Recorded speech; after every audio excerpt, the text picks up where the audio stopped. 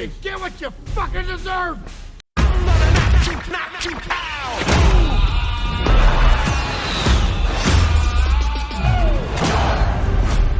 The story takes place in Gotham City, 1981.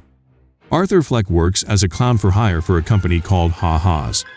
He struggles with severe depression, personally, but finds some form of optimism in performing for others and trying to make people laugh. He is tasked with advertising a store by dancing and waving a sign around. On one such occasion, the sign gets snatched by a group of punk teens, forcing Arthur to chase them into an alley. They smash the sign against his face and proceed to mercilessly kick him while he's down. In this era, Gotham is struggling with crime, unemployment, and poverty. Arthur visits a social worker for his medication, as well as his ongoing mental health issues. On the bus ride home, a small child looks at Arthur. He makes silly faces that amuse the boy, but his mother tells Arthur to leave him alone. Arthur begins to laugh hysterically and uncontrollably. When the mother questions him, he hands her a card that explains that he has a mental condition that causes him to laugh the way that he does. Arthur returns home to a high-rise apartment project, where he lives with his ailing mother, Penny. After dinner, they sit and watch a TV talk show with host Murray Franklin. Arthur imagines himself being on the show and getting Murray's attention. In his fantasy, Arthur charms the audience and Murray by telling them that he takes care of his mother. Murray relates to Arthur and invites him up on stage in front of everyone, where they share a familial embrace. It is revealed that Penny used to work for Thomas Wayne and is obsessed with the millionaire and has been currently writing to him to try and better their living situation. At Ha-Ha's, Arthur is given a gun for protection by his co-worker Randall after he hears about the mugging incident. However, soon after this, he is confronted by his cold and unfeeling boss, who reprimands him for losing the sign and takes the cost of it out of his pay. Arthur responds only by smiling bitterly. Arthur meets and becomes infatuated with one of his neighbors, a single mother named Sophie Duman. She speaks to him politely about relating issues that he can relate to. However, while trying to make an impression with her, he appears awkward and weird around her. At one point, he spends his day following her. Later, she comes by his apartment and asks if he was following her, and he admits that he was, but she doesn't seem put off by it. He invites her to a stand-up comedy show that he is performing at. She is hesitant, but is won over by his charm and sense of humor. Arthur goes to the comedy club for his performance. His nervousness consumes him, and as a coping mechanism, unintentionally finds himself laughing so hard that he can barely speak. He then begins going off into his routine, which isn't very funny. Sophie appears to be the audience, the only person who is laughing at Arthur's jokes. This gives him the comfort he needs to continue to joke despite his inner torment and turmoil. Arthur later goes to a children's hospital to entertain them as a clown. He brought his gun with him, and it falls out on the floor. Arthur's boss later chews him out for this. Arthur pleads for a second chance, but his boss refuses and fires him on the spot. To top things off, Randall throws Arthur under the bus by claiming that Arthur got the gun himself. On the subway train ride home from Ha-Ha's in full clown getup, Arthur spots 3 drunk young Wall Street types working for Wayne Enterprises harassing a woman. Arthur starts laughing unintentionally and draws the attention of the men, while the woman wisely flees from that car. The men approach Arthur and mock him and his laughter before they start to beat him. Arthur fights back in self-defense, but they team up and relentlessly beat him to the floor. Having had enough, Arthur then pulls out his gun and shoots 2 of them dead in self-defense before following the last guy out of the train and murdering him on the stairs. In shock over what he just did, Arthur retreats into a nearby public men's room. After a moment of frantic contemplation, he finds a force rising within him, and he begins to dance by himself. At this moment, he sees himself in the dirty mirror as a battered and smeared and yet powerful clown and begins to embrace it. He hides the gun and then returns to the apartment building where he meets and kisses Sophie for the first time. The news of the 3 murders spreads, with some seeing it as an attack on the wealthy, while others support the act. Thomas Wayne speaks out and condemns it, labeling the lower class as clowns, which becomes a symbol they readily embrace. The next day, Arthur cleans out his locker at Ha-Ha's, but not before confronting Randall about betraying him and breaking the time-punching machine. He then leaves, feeling high-spirited and free. News reports show clown rioters protesting through the city and wreaking trouble. Arthur sees that he has inadvertently caused this and begins to see his true potential, which makes him genuinely delighted. Arthur later finds one of Penny's letters to Thomas, which indicates that Arthur is Thomas' son. Arthur goes to Wayne Manor, where he meets young Bruce Wayne. After performing a magic trick for Bruce, he sticks his hands through the gate and forces Bruce to smile, realizing deep within that they may or may not be brothers. However, Alfred comes to intervene and tell Arthur to leave. Arthur mentions his mother and her involvement with Thomas. Alfred says he remembers Penny, but that she was lying to him. Arthur attacks and nearly strangles Alfred through the bars, but then notices that Bruce is watching. Arthur then gets hold of himself and flees the Wayne premises. That evening, Arthur finds Thomas at a public art theater event. He follows Thomas Wayne into a men's room and tries to confront him with the potential of him being his father. Arthur mentions Penny, whom Thomas also remembers. While Thomas also acknowledges that Penny used to work for him as part of his housekeeping staff, he says that she was delusional and that there's no way Arthur could be his son. Thomas also explains that Penny never told Arthur that he was adopted, which Arthur strongly rejects before uncontrollably laughing in Thomas's face. Thomas, unaware of Arthur's condition, becomes defensive and punches Arthur in the face before having him thrown out of the building. Arthur returns home, where he tortures himself by slamming his head on the refrigerator in a fit of depression and longing.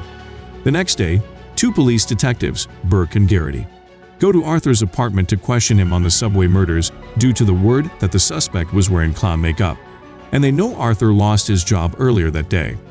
Arthur denies any involvement and gets the detectives to leave. Not long after, Penny falls ill and is hospitalized. Sophie sits by Arthur as he tends to his mother. In the hospital, Arthur sees that Murray's TV show is playing a clip from his stand-up routine, but he is hurt to see that Murray only played it to mock Arthur. Arthur later receives a phone call from a rep for Murray's show. He is invited to appear as a guest, which Arthur reluctantly accepts. Seeking hard proof, Arthur goes to Arkham Asylum and speaks to a clerk named Carl who has a file on Penny. When Carl says he can't give Arthur the info he wants, Arthur snatches the file and runs away to read it.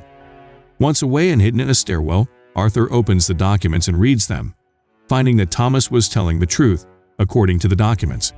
The reality is that Penny adopted Arthur after he was found abandoned as a baby and she abused him, tying him to a radiator and beating him alongside her abusive boyfriend. One part of the file mentions Arthur having a head injury, which is most likely what caused his laughing condition. Arthur returns to the hospital and tells Penny that he thought his life was a tragedy, but he sees it's a fucking comedy. With that, he smothers Penny to death. Arthur goes back home and breaks into Sophie's apartment. She sees him and is terrified, asking him to leave for the sake of her daughter. Arthur asks her if she has ever had a really bad day, to which she replies that she doesn't even know him. Through this, it is revealed that every other moment featuring Sophie was just in Arthur's head. A broken and frustrated Arthur apologizes for his intrusion and leaves Sophie alone, storming out of her apartment. Arthur starts to get ready for his appearance on Murray's show and paints his face white. He is visited in his apartment by Randall and another former co-worker, a dwarf named Gary.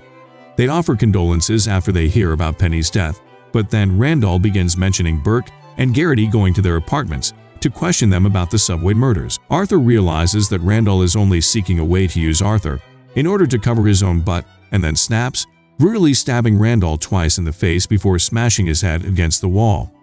A terrified Gary questions Arthur's deeds and begs to be let go. Arthur agrees to before playfully scaring him as a prank. Gary tries to undo the lock on Arthur's door, but is unable to due to his height. He asks Arthur to open the door for him, to which Arthur immediately agrees, pausing once to thank Gary for being the only person in his life who was nice to him. Arthur kisses Gary on the forehead and lets him go. Arthur then dyes his hair green, puts on full clown makeup, and dons a burgundy suit. He then dances down the stairways, fully embracing his insanity and carefree life.